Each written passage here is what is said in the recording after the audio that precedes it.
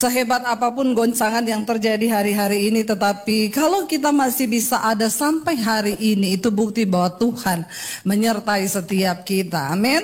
Saya percaya akan ada banyak hal yang akan Tuhan bukakan bagi setiap kita, dan kita akan membaca sama-sama.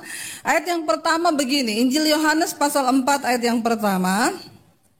Ketika Tuhan Yesus mengetahui bahwa orang-orang Farisi telah mendengar bahwa ia memperoleh dan membaptis murid lebih banyak daripada Yohanes, meskipun Yesus sendiri tidak membaptis melainkan murid-muridnya, ayat 3, ia pun meninggalkan Yudea dan kembali ke Galilea.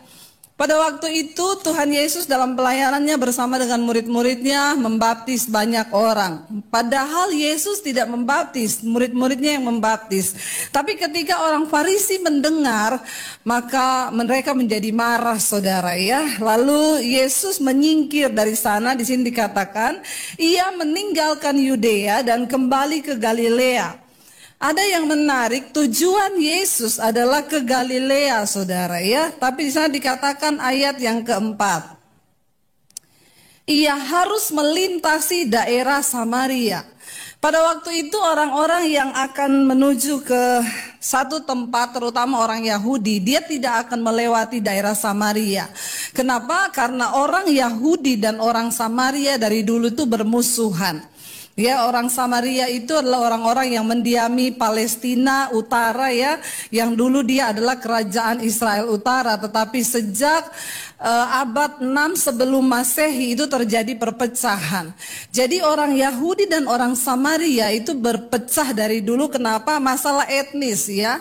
Orang Israel menganggap bahwa orang Samaria itu bukan keturunan Israel asli karena mereka sudah mengalami kawin campur, saudara. Dan sejak saat itu terjadi banyak perpecahan, antara Yahudi dan Samaria, termasuk dari cara beribadah ya. Orang Samaria tidak mau beribadah ke bait Allah, tetapi orang Yahudi beribadah ke bait Allah. Orang Samaria menuduh orang Yahudi sesat, sebaliknya orang Yahudi menuduh orang Israel sesat. Lalu terjadi perpecahan, dan sejak saat itu orang-orang Yahudi tidak mau melintasi daerahnya orang Samaria. Tetapi ada yang menarik, Yesus ketika dia mau menuju ke Galilea, di sana dikatakan dia harus melintasi daerah Samaria. Yesus memilih melewati Samaria. Kenapa? Ada sesuatu yang luar biasa. Ayat yang berikutnya, saudara, ayat yang kelima. Maka sampailah ia ke sebuah kota di Samaria yang bernama Sikhar, dekat tanah yang diberikan Yakub dahulu kepada anaknya Yusuf. Di situ terdapat sumur Yakub. Yesus sangat letih oleh perjalanan, karena itu ia duduk di pinggir sumur itu. Hari kira-kira pukul 12 siang, saudara. Ya, saudara, kita percaya bahwa semua yang Yesus lakukan di dalam perjalanan pelayanannya adalah mengikuti tuntunan Roh Kudus. Jadi bukan secara kebetulan dia melewati sumur itu, tapi ada sesuatu tujuan Tuhan di sana ya. Percayalah, dalam hidup ini Tuhan selalu turut bekerja untuk mendatangkan kebaikan kita. Amin, saudara. Lalu di sana dikatakan hari kira-kira jam 12 siang. Yesus duduk di dekat sumur. Ya, karena dia haus, dia mau minum di sumur itu. Lalu ayat yang ke-7 berkata begini, maka datanglah seorang perempuan Samaria hendak menimba air. Kata Yesus kepadanya, berilah aku minum. Saudara, saya mau tanya saudara ya, orang itu pergi ke sumur biasanya jam berapa? Yang tidak punya sumur ketahuan. Ya, saya dulu waktu belum ada PAM, kita dulu datang ke sumur ya. Ada sumur, saudara ya. Iya, karena ini banyak pemirsa di kanan dan di kiri, jadi saya melihat semua orang. Mungkin ada di rumah yang duduk di meja makan, yang duduk di dapur. Saya lihat dari ujung sampai ujung ya, saudara. Jadi saudara, ya mungkin ya Yesus waktu itu lewat jam 12 siang loh. Jam 12 siang ya. Orang itu kalau ke sumur, waktu terbaik yang pertama apa? Pagi. Kok tahu punya sumur? Ya.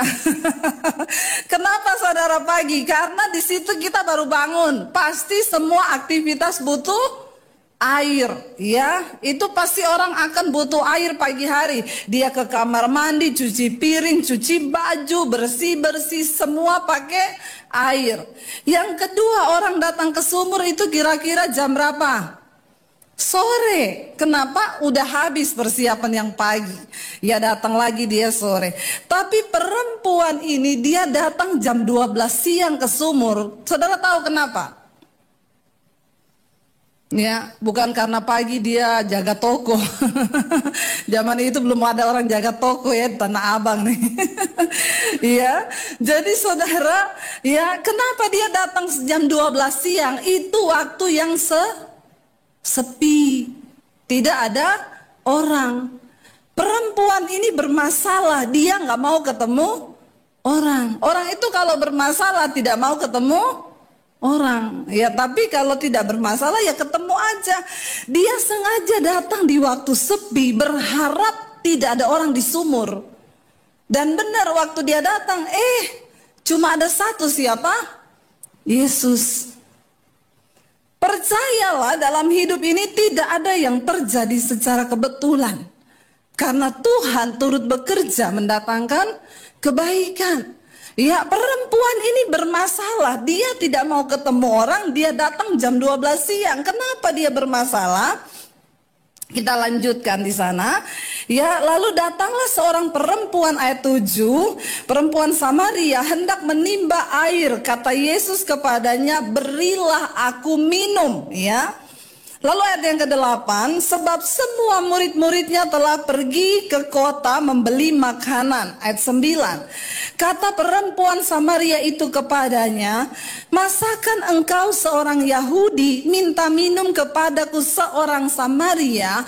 Pada waktu itu orang Samaria adalah orang yang dianggap tidak bagi orang Yahudi itu mereka itu sesat, mereka itu pokoknya terbuang, tidak masuk dalam kumpulan orang Israel pada waktu itu, saudara. Lalu dia bilang, "Masa engkau orang Yahudi minta minum kepadaku orang Samaria?" Ini artinya apa? Yesus itu tidak pernah memandang siapapun kita. Dia datang kepada siapa dia mau datang. Karena itu jangan pandang rendah orang, saudara. Karena Yesus bisa datang kepada siapa saja dia mau datang, ya. Lalu di sini dikatakan, sebab orang Yahudi tidak bergaul dengan orang Samaria. Ayat 10, jawab Yesus kepadanya, "Jikalau engkau tahu tentang karunia Allah dan siapakah dia yang berkata kepadamu, 'Berilah aku minum,' niscaya engkau telah meminta kepadanya dan ia telah memberikan kepadamu air hidup." Ya. Yesus berkata kepada perempuan itu, sekiranya engkau tahu, engkau ini berhadapan dengan siapa, ya. Jikalau engkau tahu tentang karunia Allah. Saudara, ini gambaran tentang banyak orang Kristen hari-hari ini. Katanya sih sudah berhadapan dengan Yesus, katanya sih sudah mengenal Yesus, tapi sayang dia nggak tahu karunia Allah yang ada dalam hidupnya. Kenapa? Karena dia belum berjumpa secara pribadi dengan Tuhan.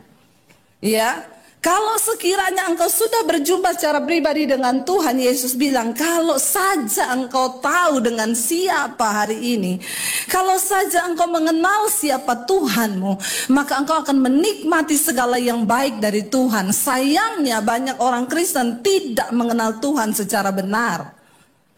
Makanya hidupnya kacau balau, saudara. Lalu ayat yang berikutnya, Yesus berkata kepada dia, ayat 11, kata perempuan itu kepadanya, "Tuhan, engkau tidak punya timba." Ya, Yesus bilang, "Kalau engkau tahu siapa aku, maka engkau pasti akan meminta kepadaku dan engkau akan, jikalau engkau tahu tentang karunia Allah dan siapakah dia yang berkata kepadamu, 'Berilah aku minum,' niscaya engkau telah meminta kepadanya dan ia telah memberikan kepadamu air hidup." Ya. Lalu ayat 11, kata perempuan itu kepadanya, "Tuhan, engkau tidak punya timba dan sumur ini amat dalam. Dari manakah engkau memperoleh air hidup?" Orang itu kalau belum ketemu Tuhan, dia tidak bisa menafsirkan sesuatu yang rohani secara rohani. Yesus berkata tentang sesuatu yang sifatnya kekekalan, tapi perempuan ini menilainya dengan sesuatu yang sifatnya fana. Dia bilang apa? Ya, engkau kan gak punya timba. Bagaimana engkau bisa kasih saya minum? Orang kamu aja gak punya timba.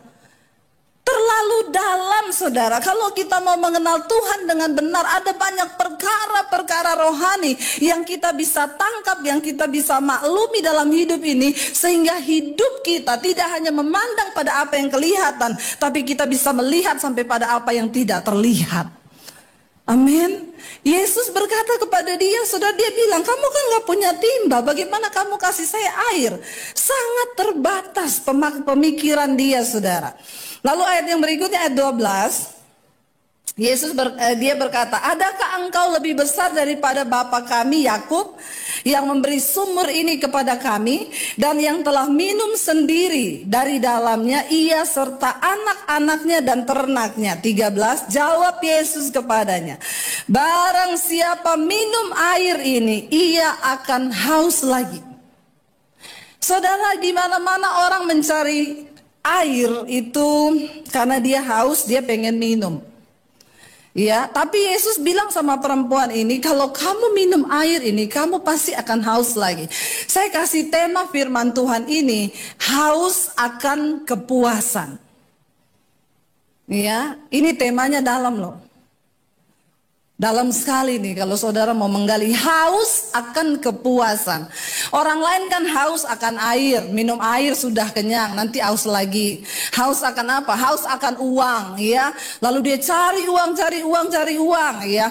Ada orang yang haus akan jabatan, dia berburu jabatan sampai menghalalkan segala cara untuk dapat. Ada orang yang haus kasih sayang, ya pokoknya di mana-mana dia pengen disayang sampai jadi jablay karena jarang dibelai. Makanya bapak-bapak tolong istrinya itu dibelai supaya tidak haus kasih sayang, ya. Ini terjadi, saudara. Wanita ini ternyata memang wanita yang bermasalah. Makanya dia datang jam 12 siang, dia gak kepengen ketemu orang. Dan Yesus tahu dia bermasalah, makanya Yesus pergi ke sumur itu. Saudara lihat ayat yang berikutnya, di sini dikatakan begini. Ya, ayat 14. Tetapi barang siapa minum air yang akan kuberikan kepadanya, ia tidak akan haus untuk selama-lamanya. Sebaliknya air yang akan kuberikan kepadanya akan menjadi sumber mata air di dalam dirinya, yang akan terus-menerus memancar sampai kepada hidup yang kekal.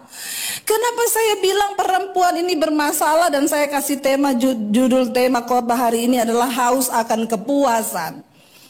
Dari sananya perempuan ini bermasalah, ya. Itu terbukti dari ayat yang ke-15, ya. Kata perempuan itu kepadanya, Tuhan, berikanlah aku air itu supaya aku tidak haus dan tidak usah datang lagi ke sini untuk menimba air. Kata Yesus kepadanya, pergilah panggil suamimu datang ke sini. Ayat 17, kata perempuan itu, aku tidak punya suami. Kata Yesus kepadanya, tepat katamu bahwa engkau tidak mempunyai suami, sebab engkau sudah mempunyai 5 suami, dan yang sekarang ada padamu bukanlah suamimu. Dalam hal ini engkau berkata benar.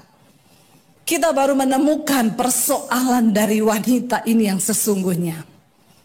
Dia memiliki 5 suami, yang 4 itu suami sah dan semuanya sudah bercerai, dan sekarang dia tinggal dengan laki-laki. Dan dia tidak menikah, dia kumpul kebo. Kata Yesus, dia bukan suamimu. Yang kelima, saudara, kenapa wanita ini melakukan hal itu? Ada sebuah kehausan di jiwanya yang tidak terpenuhi. Dia berharap ketika dia menikah dengan suami yang pertama, mungkin kepuasan itu akan datang. Rasa haus akan kehausan yang selama ini dia cari. Mungkin dia haus akan kasih sayang, dia haus akan apapun yang dia butuhkan oleh jiwanya. Ketika dia menikah dengan suami yang pertama, ternyata semuanya terjadi tidak sesuai yang dia inginkan. Lalu dia terpaksa harus mengakhiri dengan perceraian rumah tangga yang pertama. Kehausannya tidak terpuaskan. Ada begitu banyak orang yang berpikir ketika dia menikah dia akan dapat kepuasan di dalam jiwa. Ternyata ketika dia masuk dalam pernikahan, ternyata prewed tidak seindah afterwed. Jangan tertawa saudara, bertobat. Ya, benar saudara. Ya, ada banyak orang yang memasuki pernikahan dengan harapan-harapan akan memiliki kepuasan. Apa yang sedang saudara cari hari ini di dalam jiwamu? Kepuasan apa yang sedang saudara ingin dapat di dalam dirimu? Saya mau bilang saudara, dengan apapun engkau tidak akan pernah bisa mengisi kehausan itu. Kehausan yang engkau cari untuk memuaskan hasrat dalam dirimu selain jiwamu diisi oleh sesuatu, yaitu kasih Tuhan.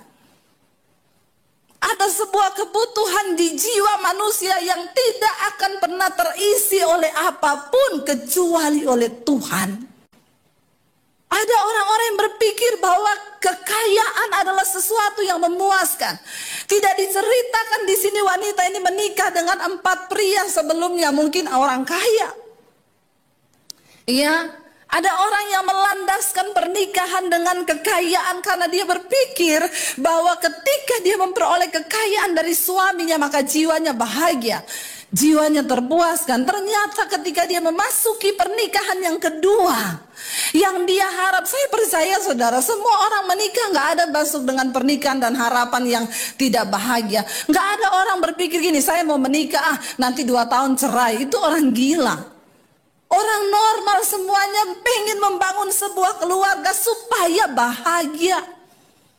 Supaya sebuah kehausan di dalam jiwa itu bisa dia didapatkan dalam pernikahan itu.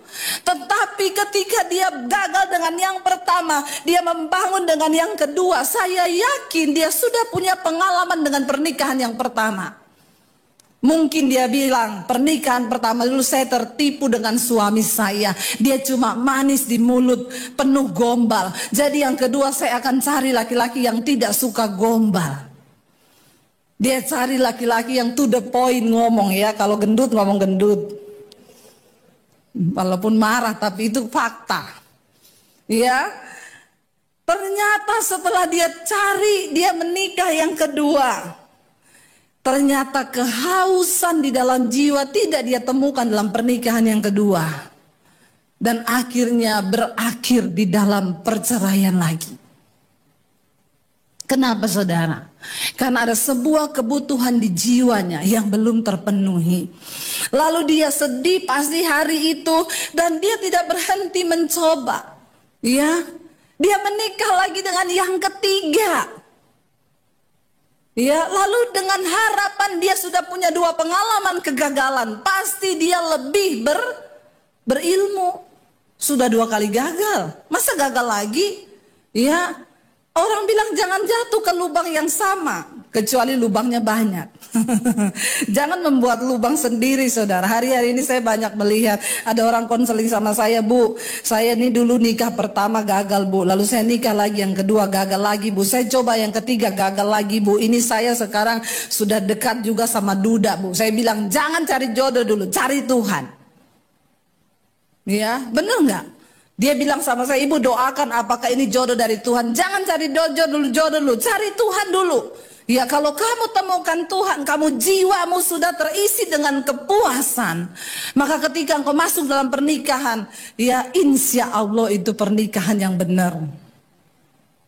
Benar nggak saudara?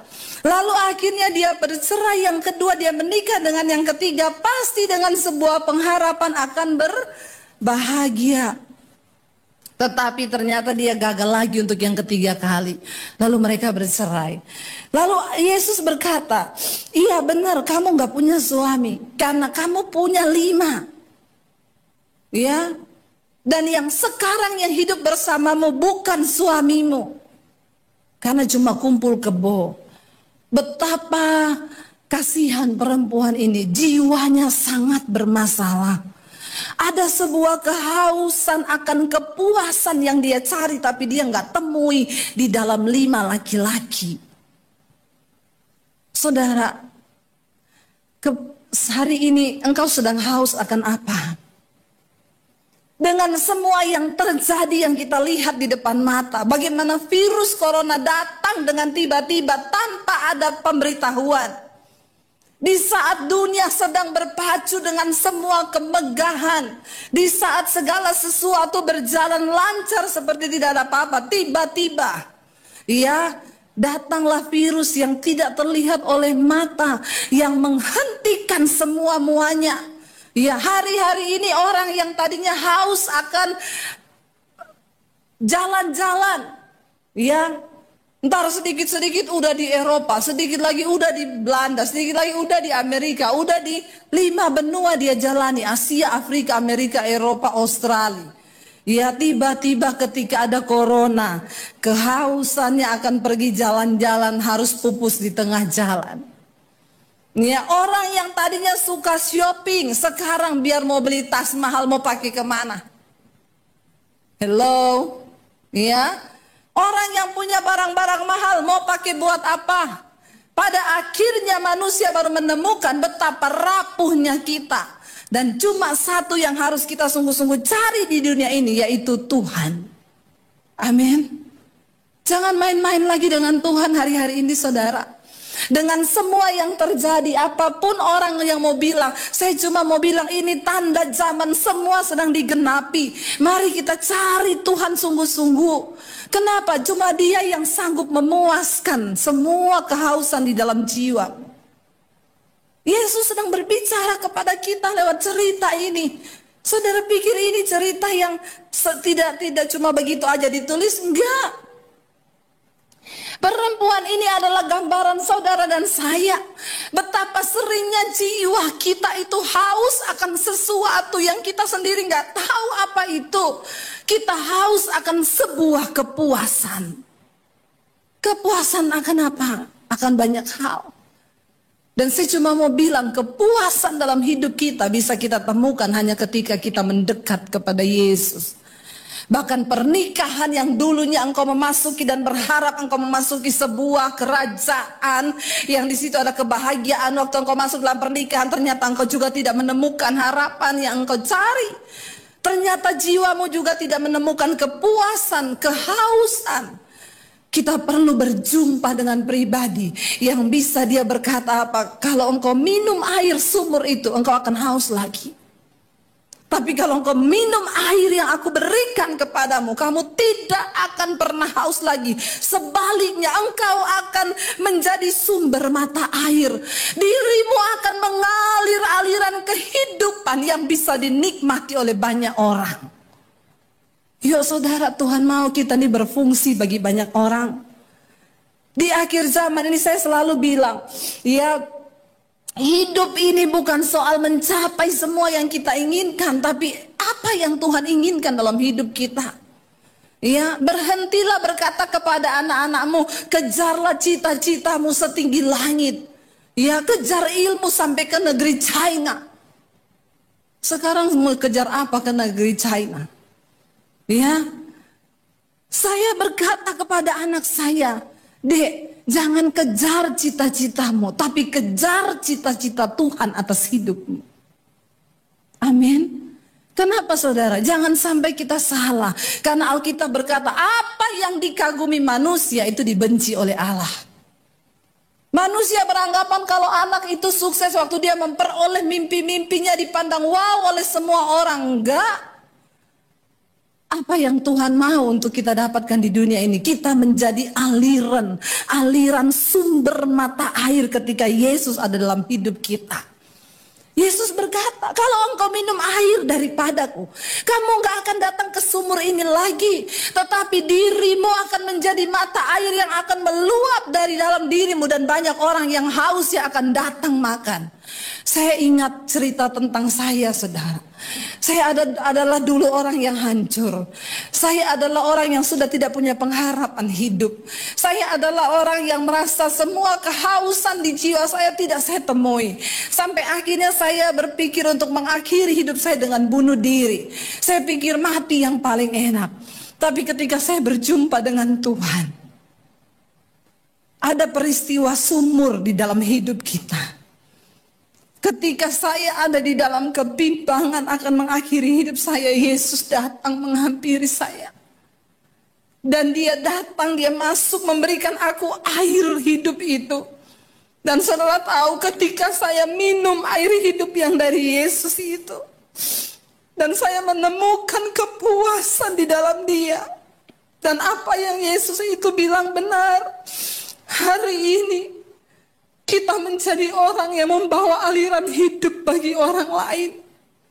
Ada begitu banyak orang yang sudah mau mengakhiri hidupnya yang datang kepada saya dan minta untuk didoakan.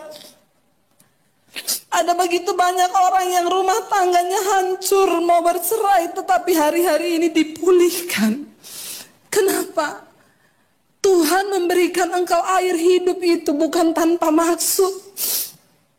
Dia ingin engkau menjadi aliran air hidup yang memberi air itu kepada orang lain, saudara. Ini tidak bisa dibeli dengan uang sekaya apapun, saudara. Ini tidak akan pernah bisa ditukarkan dengan harta yang ternilai seapapun. Hanya ada di dalam Yesus. Yesus berkata, ya, bayangkan saudara, perempuan ini. Waktu saya baca lagi, ini ayat sebenarnya sering kita baca. Tapi ketika tadi saya merenungkan terus ayat ini, ada begitu banyak yang Roh Kudus bukakan sesuatu yang baru. Saya tertuju kepada tokoh dari perempuan ini, betapa Yesus mengasihi dia. Dosanya banyak, iya, dia lagi kumpul kebo. Kenapa dia kumpul kebo dengan laki-laki? Dia merasa dia sudah gagal dengan 4 laki-laki yang lain. Siapa tahu dia mendapat kepuasan dari laki-laki yang satu ini. Dan saya yakin dia tidak menemukan apa-apa. Dia malah hanya diperbudak oleh dosa. Kenapa? Karena ada sebuah kehausan di dalam jiwa. Kehausan akan sebuah kepuasan yang dia tidak temukan dimanapun. Tapi waktu dia berjumpa Yesus, saudara, di sini Yesus berkata begini. Ya, ayat yang ke-19. Kata perempuan itu kepadanya, Tuhan, nyata sekarang padaku bahwa engkau seorang nabi. Ya, ayat 20. Nenek moyang kami menyembah di atas gunung ini. Ingat, orang Samaria tidak menyembah di bait Allah. Ya, mereka menyembah di gunung-gunung. Ya, nenek moyang kami menyembah di gunung ini. Tetapi kamu katakan bahwa Yerusalemlah tempat orang menyembah. Kata Yesus kepadanya, percayalah kepadaku, hai perempuan. Saatnya akan tiba bahwa kamu akan menyembah Bapa, bukan di gunung ini dan bukan juga di Yerusalem. Kamu menyembah apa yang tidak kamu kenal. Saudara lihat ya. Kami menyembah apa yang kami kenal, sebab keselamatan datang dari bangsa Yahudi. Mengapa perempuan ini jiwanya penuh dengan kehausan akan kepuasan? Karena dia menyembah Tuhan yang tidak dia kenal. Dan banyak orang Kristen hari-hari ini yang seperti itu. Kayaknya engkau ke gereja, kayaknya engkau pelayanan, kayaknya engkau khotbah, kayaknya engkau mimpin pujian, tapi engkau tidak kenal Tuhan. Engkau kayaknya menyembah, tapi engkau menyembah sesuatu yang tidak engkau kenal. Karena itu jiwamu tuh gak pernah ada kepuasan. Ya, Yesus berkata, kamu menyembah apa yang tidak kamu kenal. Kami menyembah apa yang kami kenal. Penyembahan itu harus berdasar pada pengenalan akan Tuhan. Kalau engkau tidak pernah mengenal Tuhanmu, bagaimana engkau bisa menyembah Dia? Bagaimana engkau bisa meneteskan air mata ketika engkau berkata, engkau baik Tuhan, engkau baik. Hanya orang-orang yang pernah merasakan kebaikan Tuhan yang bisa bercucuran air mata dan berkata, engkau baik Tuhan. Kita perlu mengalami perjumpaan pribadi dengan Tuhan. Engkau perlu punya pengalaman di sumur air kehidupan bersama Tuhan. Mungkin saat itu adalah saat pelarian seperti wanita itu. Dia datang tengah hari di saat tidak ada orang karena dia malu ketemu orang. Karena perempuan ini bermasalah dengan dirinya, akhirnya dia bermasalah dengan orang lain. Dan saudara, kalau jiwamu itu tidak terpuaskan, maka hubunganmu akan rusak. Hubungan dengan istri rusak, hubungan dengan anak rusak, hubungan dengan semua orang akan rusak. Engkau merusak semua hubunganmu. Kenapa? Karena jiwamu bermasalah. Engkau belum ketemu Tuhan. Engkau menyembah sesuatu yang tidak engkau kenal. Capek kita menyembah sesuatu yang tidak kita kenal. Karena itu hari-hari ini saudara, sekalipun dunia sedang digoncangkan, kenalilah siapa Tuhanmu. Punyalah pengenalan akan Tuhan yang benar. Masuk dalam doa-doa pribadimu dan bilang, Tuhan, aku pengen mengenal Engkau. Jangan terjebak dalam rutinitas kekristenanmu. Itu bukan jaminan engkau diselamatkan. Karena ketika Yesus datang kali yang kedua, siapa yang dia cari? Orang yang mengenalnya dan orang yang dikenalnya.